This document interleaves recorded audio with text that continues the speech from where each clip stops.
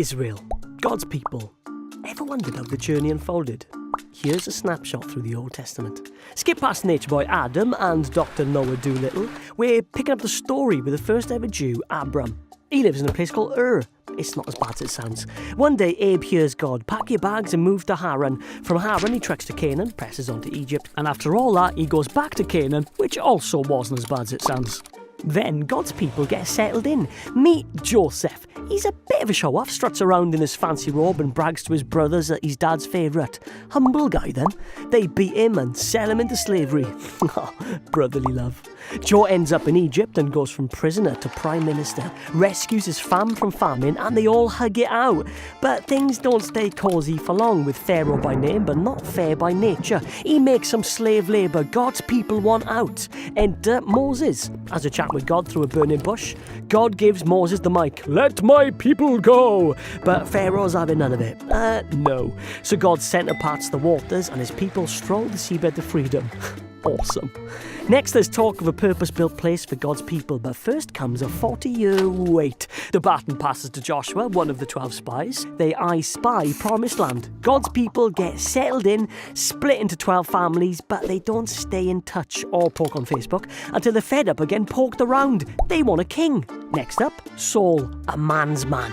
He gets the post but doesn't deliver on uniting the families. Enter new king, David. Warrior by day, singer of epic love songs to God by night. Dave gains ground and expands the land. Then, son Solomon, bit of a ladies' man, but he's a wise bloke too. Honestly, he'd run rings round Yoda. He continues what his old man started. More land, but more wives and more questions too. Next, the crown was Rehoboam, who botches it up. Advisors tell him to go easy, so he raises taxes and chucks scorpions at people. As you do. If the tribe's a team, he loses the dressing room. God's people split. 10 up north, 2 south. A bit later, the northern lot get an offer from the Assyrians that they can't refuse. Then the Babylonians make a similar offer down south. Jerusalem's in rubble, they kick the king out and get shot at the temple. With Jews scattered and living out of suitcases, God decides it's time he gets his home back. He appoints Haggai and Zechariah as chief architects of the temple, Mark II. They go field of dreams on us. If we build it, they will come. And they smash it out of the park.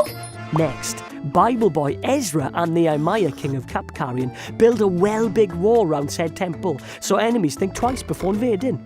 Nice work, boys. Time and again, men and women step up to answer the call for obedience.